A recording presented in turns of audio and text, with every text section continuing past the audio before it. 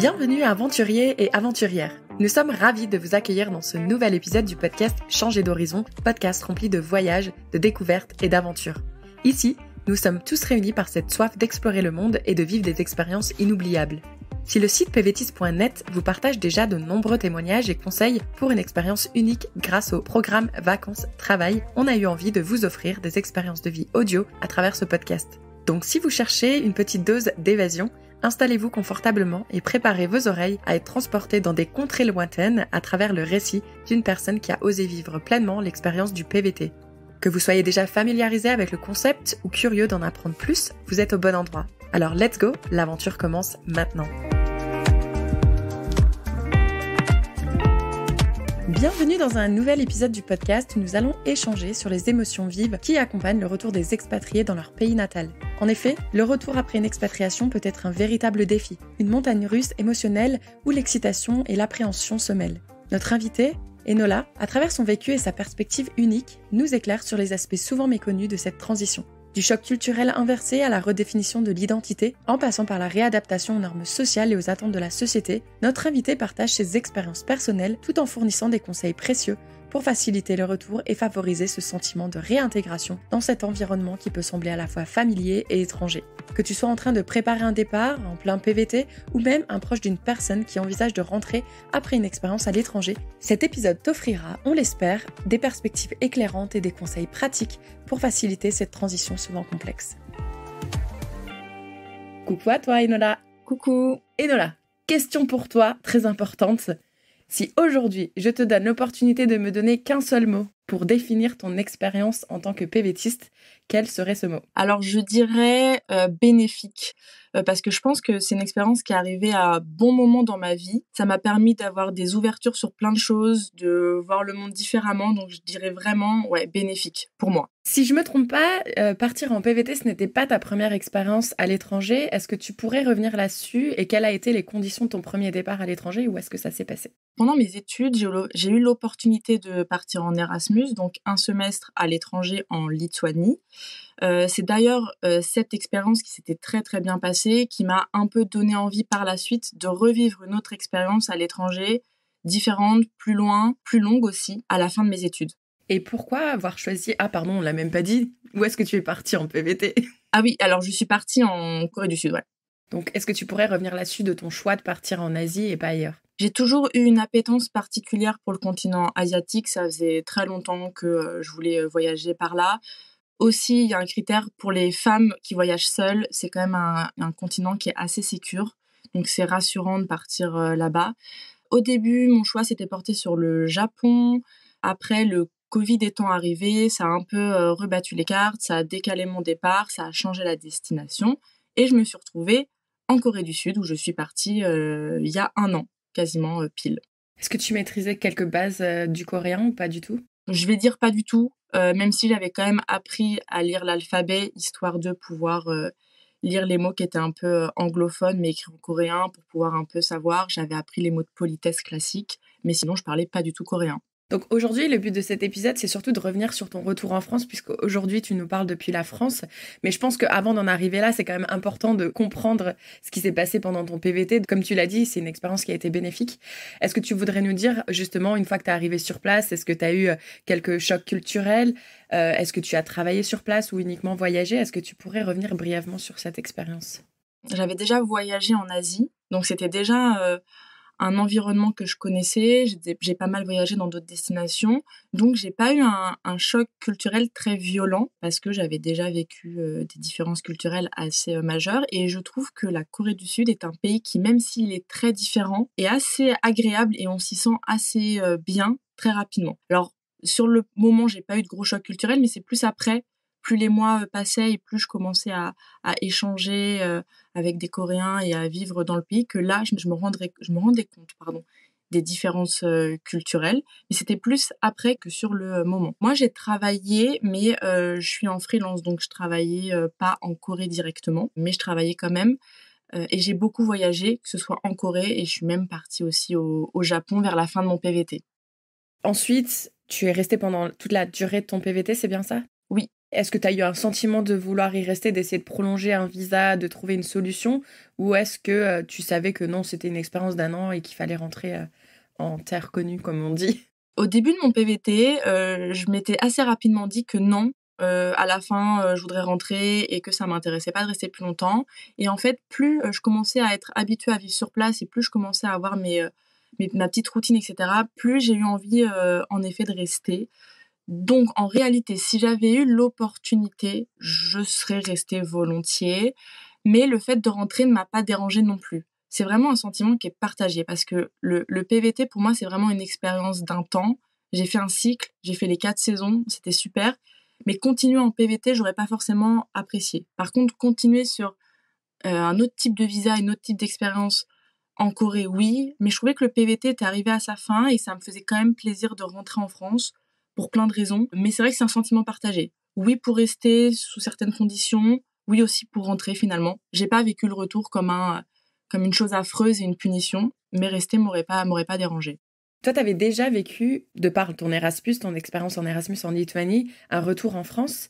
Donc, avant d'aborder le sujet de comment tu t'es préparé à ce deuxième retour, est-ce qu'on pourrait revenir en arrière et est-ce que tu pourrais nous parler de justement ce premier retour en France lorsque tu es revenu de ton Erasmus, s'il te plaît?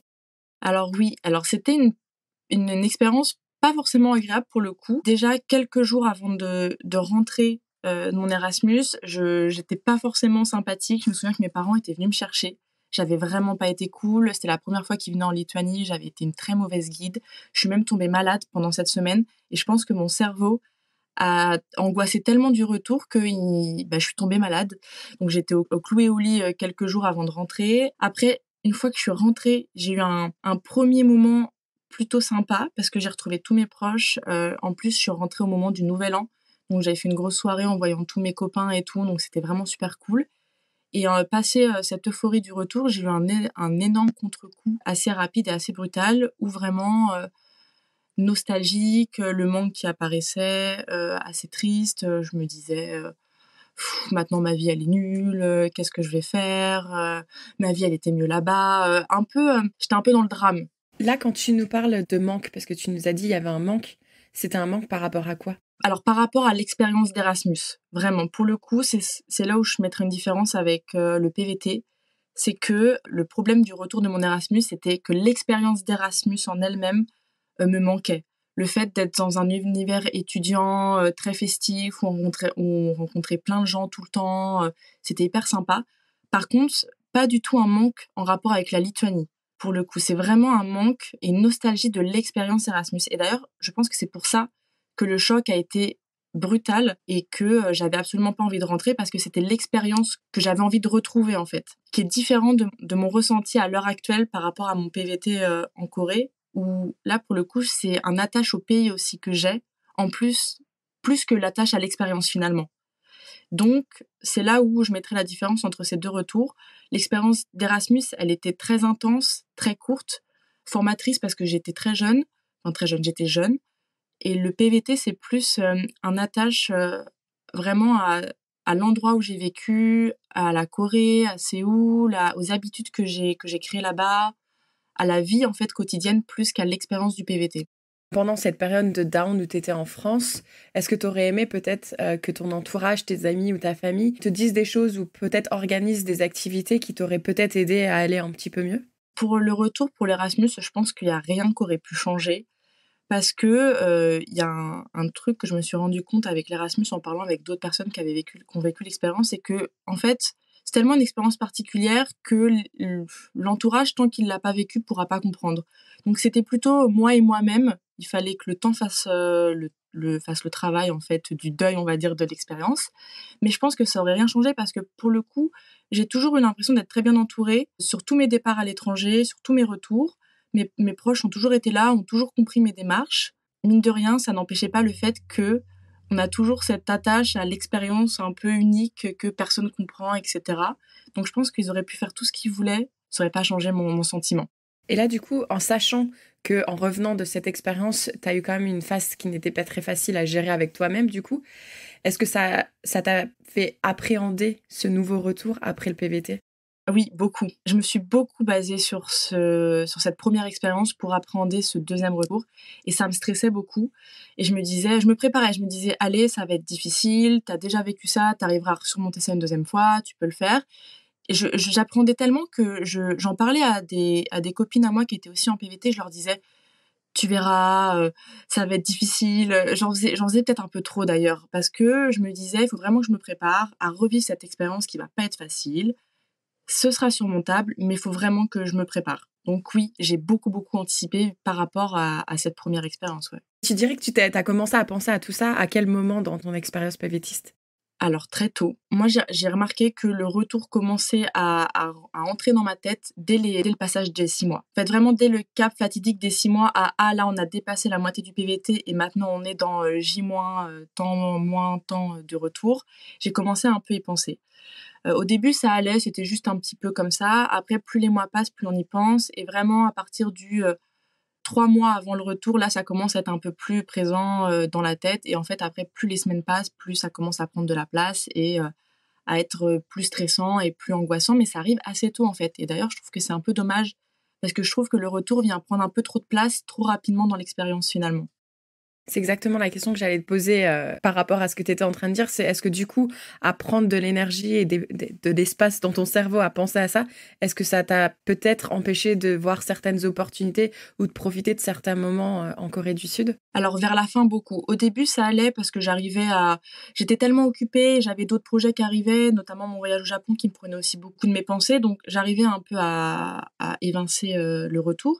Mais vraiment les derniers jours et les dernières semaines, enfin surtout les derniers jours, moi je trouve que ça a gâché, les derniers moments parce que ma tête était vraiment prise par l'anticipation du retour mentalement et aussi la préparation du retour au niveau logistique qui me prenait, beaucoup de temps, beaucoup d'énergie. Donc en fait, je trouve que ça a un peu gâché mes derniers moments, tout comme le départ de France vers Corée avait été gâché par, justement toutes ces prises de tête logistiques et mentales avant, en fait. Donc je trouve que c'est un peu dommage, mais la dernière semaine avant de rentrer là, j'en avais marre. Je me disais, alors que j'avais pas forcément envie de rentrer, mais je me disais: «Vite que ça passe et qu'on passe à autre chose» parce que ça me prenait vraiment trop la tête, ouais. Et en plus d'être dans tes pensées, est-ce que tu lisais peut-être des articles de blog? Est-ce que tu écoutais des podcasts? Comment est-ce que tu faisais justement pour préparer ce de retour en plus d'y penser? Alors j'ai pas essayé de trop chercher, des infos parce que j'avais peur que ça me rajoute un peu du stress et que j'anticipe encore plus ce que j'anticipais. Par contre, j'ai beaucoup échangé avec certaines de mes, amies sur place.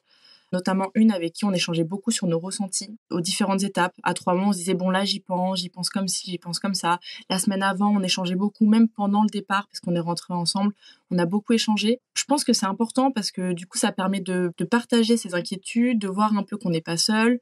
Donc c'est surtout en échangeant avec mes proches directs que je me suis, préparée davantage, ouais.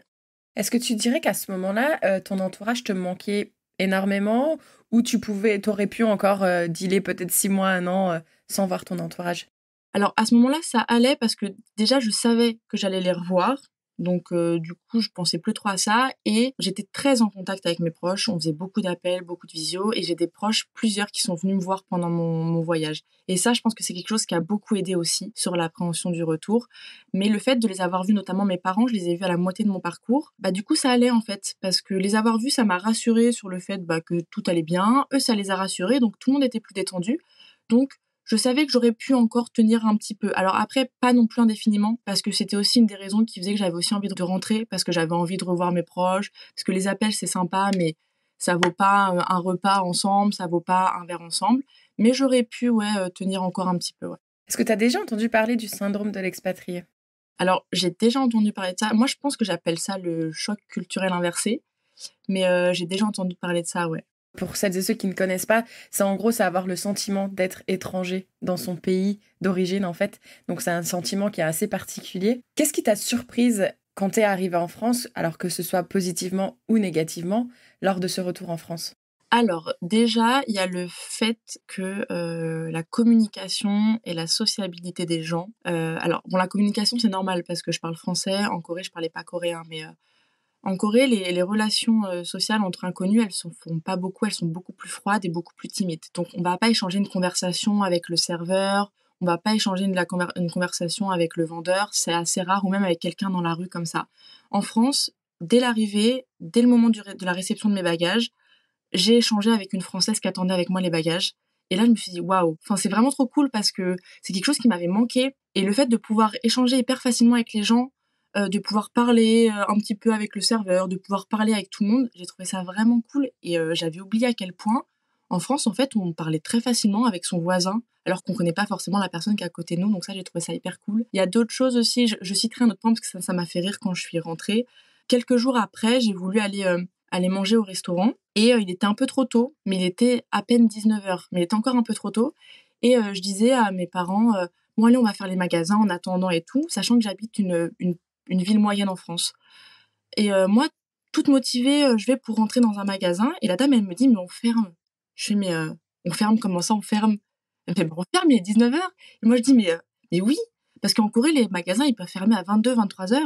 Donc moi, souvent, j'allais dans des magasins après avoir mangé. Et là, je me dis, mais oui, c'est vrai. Du coup, je regarde mes parents, je fais, mais on fait quoi quand les magasins ont fermé et que le restaurant, c'est trop tôt? Et ben, ils m'ont dit, ben, on va boire des coups. Je fais, bah oui, c'est pour ça qu'on va tout le temps au bar, du coup. Parce qu'il faut aller boire des coups en attendant que le resto soit OK, quoi. Mais du coup, ça m'a fait rire parce que je me suis dit, bah non, faut que je me réhabitue aux horaires français, au fait que ce soit plus calme, que la vie, elle soit moins dynamique, etc. J'adore que tu as commencé par parler des choses positives, hein, parce que du coup, c'est toujours mieux de voir le verre à moitié plein. Par contre, maintenant, négativement, qu'est-ce qui t'a surprise? Alors, bah, la chose souvent qui revient par rapport au pays, notamment la Corée, c'est la sécurité. J'avais pris l'habitude en Corée de rentrer tard le soir seule, de marcher dans la rue seule sans vraiment me soucier de ce qui allait m'arriver. Parce que même s'il faut faire attention partout, c'est quand même plus sûr. Là, en France, je retrouve le côté de me dire, là, ce soir, comment je rentre? Parce que j'ai pas de moyen de locomotion, mais je peux pas rentrer à pied parce qu'il fait nuit. Ça, c'est un point un peu négatif, mais on reprend vite les habitudes finalement parce qu'on n'oublie pas qu'il faut quand même faire attention. Mais c'est vrai que j'appréciais mes balades nocturnes tard le soir en Corée sans problème. Là, je dois refaire attention. Il y a ça. Il y a le fait aussi que tout n'est pas ouvert tout le temps. Même si là, c'était drôle l'exemple, mais c'est vrai que en Corée, surtout que j'habitais à Séoul, il y a toujours plein de choses à faire tout le temps. Tout est toujours ouvert. Il y a toujours plein de cafés, plein de magasins, plein d'activités. Là, la vie, elle est plus calme. Ça a son avantage, mais des fois, ça a son inconvénient. L'ennui est un peu plus présent, on va dire, maintenant que je suis rentrée, surtout que c'est une ville que je connais par cœur, là où j'habite. Ça va aussi avec un autre aspect qui est le côté aventure du quotidien qu'on a en PVT, parce que tous les jours, finalement, on voit des trucs nouveaux, le cerveau, il est extrêmement stimulé, et c'est vrai que là, on rentre dans un domaine, enfin, on rentre dans un environnement qu'on connaît et qui est beaucoup plus calme. Donc, il y a cet aspect-là aussi qui est un peu plus négatif. Ça fait déjà 1 mois que tu es rentrée, donc tu es quand même dans une période qui est quand même assez fraîche, mais pas tout aussi fraîche comme si tu étais rentrée hier. Quel mot tu utiliserais pour qualifier ton état émotionnel avant le départ, le jour de ton arrivée, et aujourd'hui avec 1 mois de recul? Alors, avant le départ, c'est vraiment stressé. Je pense que c'est le mot, c'est stressé et angoissé. Le jour de l'arrivée, je dirais surprise, parce que je m'attendais vraiment à avoir justement ce choc culturel inversé, à être un peu déstabilisée au début, et pas du tout. Vraiment, aussitôt que j'ai mis un pied à l'aéroport, je me suis tout de suite sentie chez moi, et ce sentiment s'est poursuivi vraiment après, en rentrant chez moi dans ma maison, et même les jours qui ont suivi. Et j'ai vraiment eu cette impression à partir du moment où je suis arrivée, que en fait le PVT c'était il y a hyper longtemps, que je me réveillais d'un rêve et que je reprenais ma vie normalement. Donc ça m'a un peu surprise parce que je m'attendais vraiment pas à ce sentiment. Et à l'heure actuelle, je dirais pensive, perplexe parce que pour le coup ce sentiment est toujours là. Ce sentiment un peu de ma vie a repris comme avant, que rien ne s'est passé, que le PVT c'était il y a très longtemps. Il est toujours là et ça me rend un peu perplexe parce qu'au début, ça a facilité mon retour parce que du coup, le retour était simple et doux parce que l'adaptation était facile. Mais maintenant, je me dis, mais en fait, il s'est passé quelque chose quand même. Enfin, je suis partie 1 an, il s'est passé plein de trucs, j'ai vécu une expérience incroyable et j'ai l'impression que c'était il y a des années. J'ai l'impression que j'ai juste repris ma vie comme avant. Et je trouve ça limite un peu triste parce que à l'inverse, où pendant mon retour d'Erasmus, j'avais eu ce choc brutal, mais au moins ça te fait prendre conscience qu'il s'est passé quelque chose. Là, je trouve que c'est limite trop doux, en fait. J'ai l'impression que c'était une expérience lointaine, alors que pas du tout. Et s'ajoute à cela progressivement la nostalgie qui arrive, le manque et la tristesse aussi un peu, mais toujours un peu en douceur. En fait, tout est passé très vite. Le PVT est passé vite et mon retour est passé vite. Là, de me dire que ça fait un bon gros mois que je suis rentrée, je me dis, mais déjà, je pensais que le gros choc du retour serait arrivé. Toujours pas. Peut-être qu'après, ça arrivera, j'en sais rien. Pour l'Erasmus, c'est arrivé beaucoup plus tôt. Donc là, je me dis, ça fait déjà 1 mois et tout.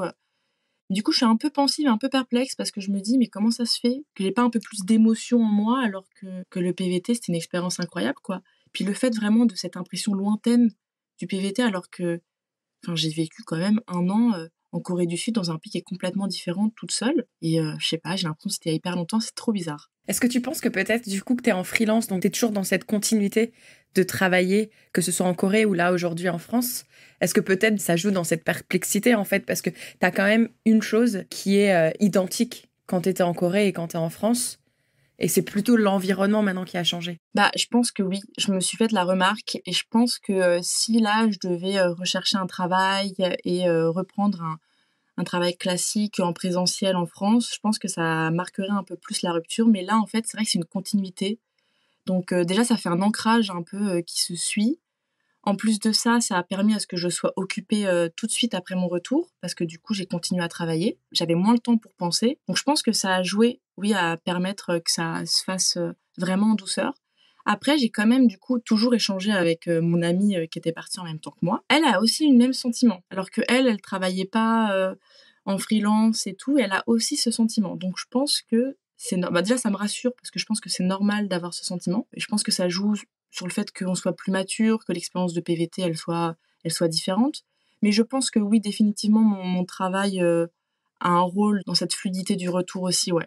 On m'a pas dit ton âge, mais t'es encore jeune, et puis peut-être que là, t'as encore le temps de voir que tu peux repartir en PVT, donc peut-être aussi perplexité dans le sens où, bon, bah, qu'est-ce qui va être next, à moins que peut-être tu vas m'annoncer que non, toi, maintenant, c'est bon, plus de PVT, tu restes en France. Alors, j'ai 26 ans, bientôt 27, mais j'ai toujours 26 ans. Et oui, je pense qu'aussi c'est ça, étant donné que j'ai quand même pour projet de repartir, de refaire des expériences similaires, que j'ai encore la possibilité au vu de mon âge, je pense que ça joue. À l'inverse, quand j'étais rentrée d'Erasmus, j'avais l'impression d'être plus bloquée.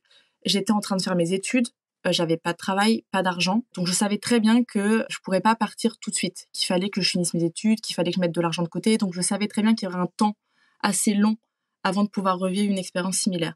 Là, je sais très bien que si je veux, j'ai la possibilité de refaire une expérience similaire assez rapidement. Et je pense que c'est pour ça aussi, du coup, je me dis, bah en fait, j'ai l'avenir devant moi, on va dire, et j'ai la possibilité de refaire plein d'expériences comme ça par la suite. C'est tranquille, on va dire. Je pense que ça joue aussi sur le fait que mon retour se passe bien. Tu disais un peu plus tôt que toi, au niveau de ton entourage, tu te sens quand même bien accompagnée, tu te sens pas forcément isolée ou incomprise. Mais pour les personnes peut-être qui ont ce sentiment où justement ils se sentent pas entourés, tu as quand même utilisé le mot « ça me rassure » d'échanger avec ton ami qui a vécu la même expérience que toi.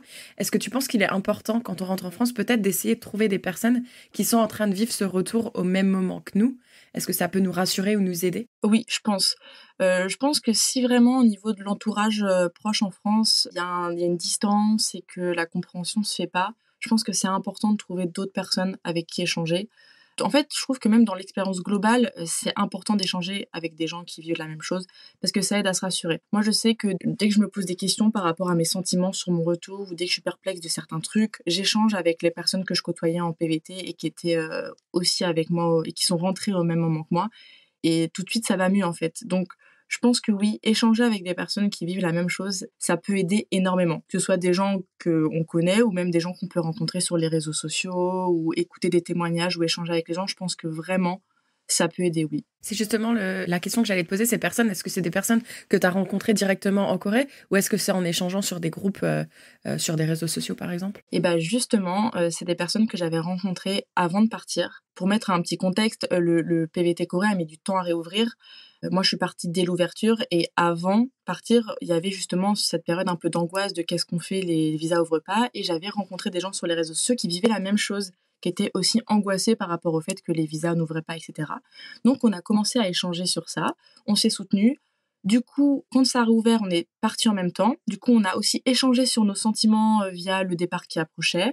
On a continué à suivre en PVT parce que du coup, on s'est rencontrés après en vrai en Corée du Sud. Et du coup, comme on était arrivés en même temps, on est repartis en même temps. Donc en fait, on a tout au long de notre expérience de PVT, on a échangé sur nos sentiments et sur comment on vivait l'expérience. Et moi, je pense que ça a été vraiment important dans mon expérience d'avoir cet échange en fait. Donc j'ai trouvé ça vraiment cool. Mais alors même si après c'est devenu une amitié en présentiel parce qu'on s'est rencontrés, en vrai, on s'était rencontrés au préalable sur les réseaux sociaux. Échanger sur les réseaux sociaux avec les gens, ça aide énormément en fait sur ce genre d'expérience. Est-ce que c'est facile pour toi d'aller démarcher des personnes que tu ne connais pas, que tu n'as jamais rencontrées?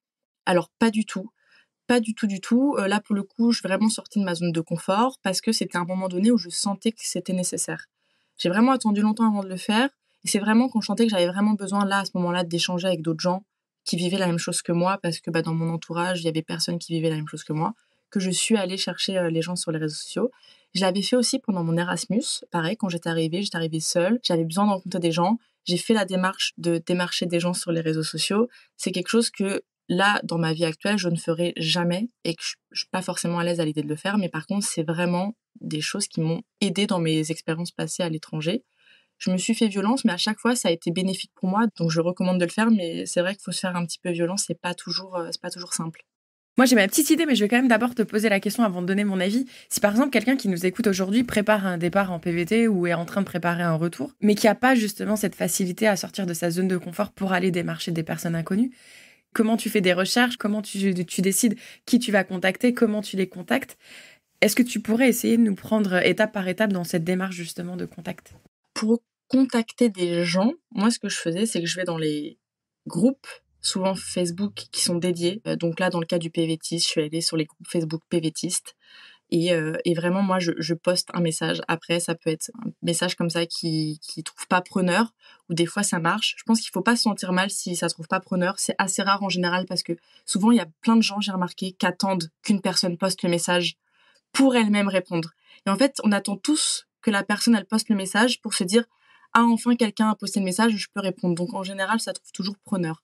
Après, faut voir aussi avec les gens qu'on a, parce que souvent en PVT, on est rarement seul. Il y a souvent d'autres PVTistes avec nous. Ne pas hésiter à vraiment verbaliser les sentiments et verbaliser ce qu'on ressent. Je trouve que c'est vraiment important. Après, pour les réseaux sociaux, je pense pas avoir de recette miracle en vrai, parce que même pour moi, ça paraît encore difficile. Mais moi, j'utilise toujours Facebook, vraiment, les groupes Facebook dédiés. Je poste un message. Si personne me répond, je me dis bon tant pis. Si on me répond, je me dis tant mieux. À l'époque aussi de mon départ, j'avais utilisé Twitter parce que il y avait beaucoup de gens qui parlaient sur ce réseau social. Je sais pas si aujourd'hui il y a encore beaucoup de PVTistes. Sur Twitter, en général, il y a un fil de plein de gens qui tweetent, mais on peut faire des recherches par mots-clés. Moi, ce que je faisais à l'époque, je cherchais par mots-clés PVT Corée, PVTiste, PVT Corée. Je regardais les gens qui tweetaient par rapport à ça et je faisais des réponses. Je disais, moi aussi, je suis dans le même cas, est-ce qu'on peut échanger? En général, les gens qui sont sur Twitter, c'est des gens qui sont là pour échanger. Donc, ils sont OK à ce qu'on discute avec eux. De toute façon, de manière générale, les gens qui parlent sur les réseaux sociaux, c'est qu'ils sont OK pour discuter. Et sinon, vraiment, pas hésiter à verbaliser auprès des gens de son entourage, en fait. Même des fois, des gens qui vivent pas forcément la même chose, mais il y a des personnes qui sont hyper à l'écoute ou des personnes qui ont vécu par le passé des expériences et qui sont OK pour échanger. Donc, verbaliser au maximum et je pense ne pas garder pour soi ce qu'on ressent, quoi. Et moi, juste pour ajouter justement par rapport à ça, tu sais, par exemple, sur les réseaux, il y en a, ils aiment pas mettre leur photo de profil parce que voilà, ils ont pas envie de mettre leur photo. Mais peut-être essayer de mettre un avatar ou même si c'est une photo de vous loin, de dos, de profil, peu importe. Mais déjà, quand même, avoir une photo assez représentative de qui on est parce que moi, je sais que si je vois un post, une image ou quelque chose qui me plaît pas trop, je vais avoir moins tendance à répondre. Il y en a beaucoup aussi qui utilisent pas leur vrai prénom et nom. Et ça, je le comprends absolument. Et je dis pas qu'il faut aller mettre son prénom et son nom de famille sur les réseaux sociaux. Mais peut-être éviter des noms un peu bizarres. Tu vois ce que je veux dire? Certaines personnes, elles peuvent se dire, non, moi, j'ai pas envie de répondre à cette personne parce que son identité me paraît un petit peu étonnante et ça me plaît pas trop. Et puis, comme tu l'as dit aussi, de pas hésiter dans son message à vraiment dire les choses. Alors, je veux pas dire, oui, là, je commence à être démoralisée, etc., mais être vraiment assez précis quand même dans ce qu'on recherche. Donc, très bien dire, là, je me trouve en ce moment en Corée, je prévois de rentrer dans 3 mois, ça fait 6 mois que je suis ici, je commence à penser à mon retour ou à l'inverse, ça fait déjà 1 mois que je suis de retour, j'aimerais échanger avec des personnes qui sont soit dans ma situation, qui ont vécu cette expérience, mais être assez précis parce qu'en fait, souvent, on voit des messages qui sont tellement génériques que c'est dur de répondre en fait parce qu'on se dit, je pense à un truc, est-ce que vous pouvez me donner des conseils sur ça? En fait, il peut y avoir énormément de conseils. Donc, il faut vraiment essayer d'être assez précis dans sa demande. Donc, moi, c'est un petit conseil pour les personnes qui n'osent pas encore aller sur les réseaux ou celles qui osent, mais essayer quand même de respecter quelques règles pour que d'autres personnes soient ouvertes à vouloir vous répondre. Donc, je sais pas si tu es d'accord avec moi ou pas. Ouais, je suis complètement d'accord. Surtout sur la photo de profil. En général, les gens se méfient beaucoup des comptes sur les réseaux sociaux. Donc, il faut paraître le plus friendly possible. Donc, des photos et des images, c'est sûr que ça donne plus envie qu'un faux avatar, juste la forme humaine. Je suis d'accord, ouais. Si aujourd'hui, tu pouvais refaire quelque chose de différent par rapport à ce retour, qu'est-ce que ça serait? Définitivement, je me prendrais moins la tête. et je stresserais moins parce que, là, ça s'est beaucoup mieux passé que la première fois, enfin pour le moment et je me prendrais pas la tête parce que en fait, le stress, l'angoisse, les prises de tête liées au retour, en fait, ça gâche les derniers moments et on dit souvent que trop angoisser, c'est souffrir 2 fois d'une situation. C'est ça, en fait, parce que vraiment, je repense à mes derniers jours et à mes dernières semaines, je me dis: «Mais mon cerveau était tellement pris par tout ça et même par la logistique du retour, je pense que je me prendrais moins la tête sur ça et j'aurais plus profité de certains trucs. Mais à la fin, j'étais déconnectée, en fait et même quand je voyais mes potes, j'avais l'impression d'être un peu déconnectée et tout et je trouve que c'est dommage. Donc vraiment, je me prendrais pas la tête et je me dirais: «De toute façon, il faut que je rentre». Donc autant profiter au maximum des derniers moments et que je me prenne pas la tête avec ça, quoi. Ouais, le lâcher prise, c'est jamais facile et c'est même ce que tu disais un peu plus tôt. Même avant, quand on prépare un départ, c'est pareil, on est tellement dans l'excitation de vouloir partir, on a hâte de partir que du coup, on profite pas des moments avec son entourage, ses amis ou des cacahuètes de l'apéro de la France, par exemple. Bah, tu vois, on pense pas à tout ça et pourtant, c'est dommage parce que il faut aussi profiter, mais le lâcher prise et profiter du moment présent, c'est jamais quelque chose de facile. Si aujourd'hui tu devais donner 3 conseils à une personne qui nous écoute, donc j'imagine que le lâcher prise doit être un des conseils, qui s'apprête à rentrer, quels seraient ces conseils? Alors en premier, je dirais, verbaliser ses émotions et échanger, notamment avec ses proches en France. Parce que souvent on a l'impression qu'on a peur de les embêter et qu'ils vont pas comprendre, mais en fait, faut des fois ils attendent juste ça en fait, qu'on échange au maximum sur ce qu'on ressent et cetera et plus on échangera sur ça, mieux ils arriveront à appréhender le retour et à, on va dire, avoir un comportement qui correspond à ce qu'on attend. Donc vraiment ne pas hésiter à échanger avant et de dire à vos proches en fait, je suis un peu stressée, j'ai peur qu'en rentrant ça se passe pas bien, j'ai peur de moi j'avais peur d'être rude, j'avais peur de pas être sympa. J'avais peur de qu'on me sollicite beaucoup et que je sois là à dire: «Non, j'ai pas envie» et j'avais peur que ça les blesse. Et en fait, j'ai pareil, encore une fois, j'ai trop anticipé et alors que d'eux-mêmes, ils m'ont dit: «Mais en fait, non, on allait te laisser du temps», mais si j'avais dit directement, au lieu d'attendre, je pense que ça aurait été moins stressant pour moi. Donc verbaliser au maximum, et discuter avec ses proches. Exprimer ses émotions aussi, parce que verbaliser, mais exprimer ses émotions? Oui, c'est ça, exprimer au maximum ses émotions et dire en fait: «Bah, là, ça va pas, là, je suis stressée, là, j'angoisse». Exactement, partager quoi, vraiment échanger. Deuxième point, c'est, le fameux lâcher prise et pas stresser et pas se prendre la tête, vraiment important. Et le troisième point, ce serait plutôt pour ceux qui vraiment voient le retour comme quelque chose de très difficile. Moi, c'était pas mon cas, parce que je voyais plein de points positifs à rentrer. Justement, essayer d'axer au maximum sur ces points positifs et de se dire: «Il y a quand même du positif à rentrer. Il y a quand même plein de trucs super cool qu'on va retrouver en France et qu'on va apprécier» et que surtout le retour, c'est pas une fin en soi et c'est pas parce qu'on rentre à ce moment-là que, tout après est impossible, que la vie est terminée. Il y a d'autres projets après qui vont arriver, il y a d'autres possibilités de voyage qui vont arriver. La vie s'arrête pas parce qu'on rentre en France et parce que l'expérience était incroyable et qu'elle se termine. Non, il y a plein d'autres choses super cool qui se passent après et je pense qu'il faut essayer au maximum de se concentrer sur ces points positifs, même si des fois c'est difficile, pour essayer d'appréhender au mieux le retour. Parce que dans tous les cas, en fait, finalement, on est obligé de rentrer à un moment donné. L'appréhender le mieux possible, c'est le vivre le mieux possible. C'est ce que je dirais. Si quelqu'un qui nous écoute, qui a 35 ans et que tu peux plus repartir en PVT, il y a d'autres moyens de partir, ne t'inquiète pas. Si tu as envie de partir, il faut juste faire les recherches et préparer son départ. Si à l'inverse, aujourd'hui, une personne de l'entourage nous écoute, qui est entourée d'une personne qui revient de l'étranger, est-ce que tu aurais un message à lui passer?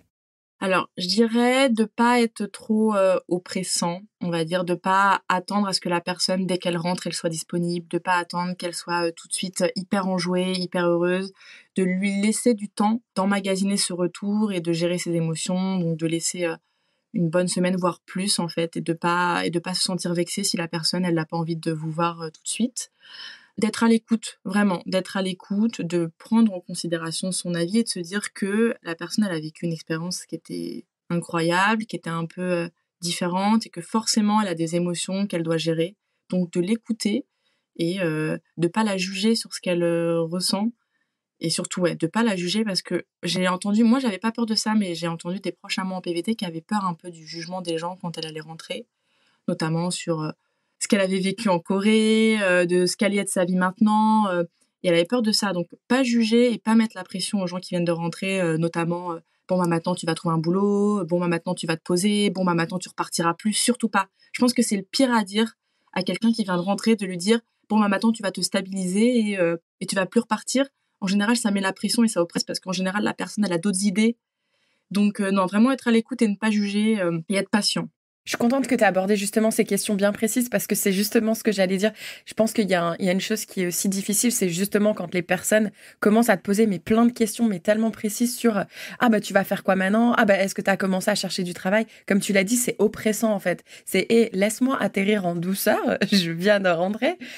Quand je serai prête à te parler des prochaines étapes, pour l'instant, questionne-moi plutôt sur ce que j'ai vécu pendant mon PVT parce que je serais ravie de me remémorer ces bons moments, mais me parler du futur ou pour l'instant qui est encore peut-être un peu incertain pour certaines personnes, le mot oppressant, je pense que c'est vraiment le bon mot. Merci beaucoup Enola. J'ai une dernière question pour toi.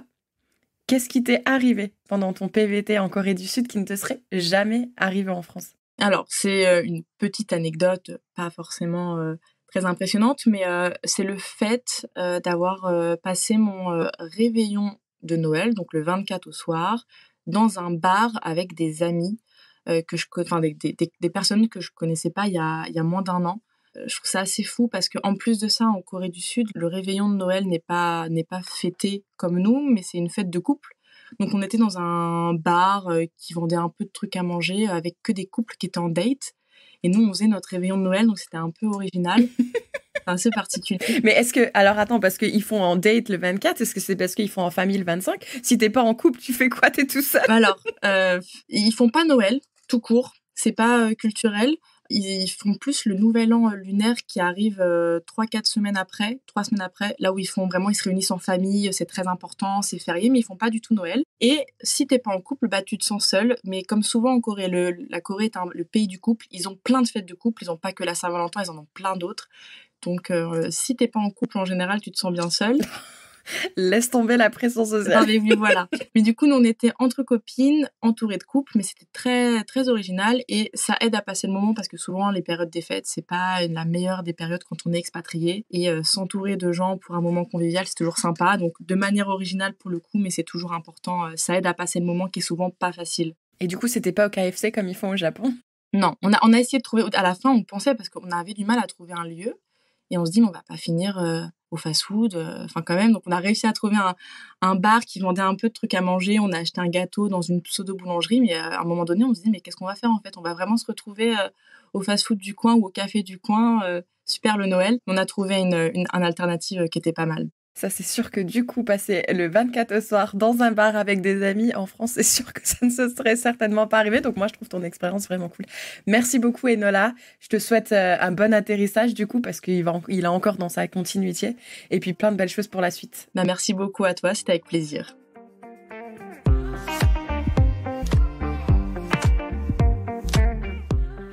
Vous êtes arrivés à la fin de cet épisode et on vous en remercie, mais attendez, ne partez pas encore. Permettez-nous de vous rappeler à quel point votre soutien compte pour nous. En vous abonnant à notre chaîne de podcast, vous serez les premiers à être informés de chaque nouvel épisode qui sortira et vous ne manquerez plus jamais une minute de notre contenu. Et si vous avez aimé cet épisode, pourquoi ne pas laisser 5 étoiles et un commentaire sympa ? Vos retours nous inspirent à continuer à créer du contenu avec des pays et des sujets qui vous intéressent. Ça nous aide également à toucher de nouvelles oreilles curieuses. Vous faites partie intégrante de notre communauté, alors s'il vous plaît, prenez une minute pour vous abonner, laissez vos étoiles et écrivez-nous un commentaire. Rendez-vous au prochain épisode et d'ici là, on se retrouve sur notre site internet pvtis.net.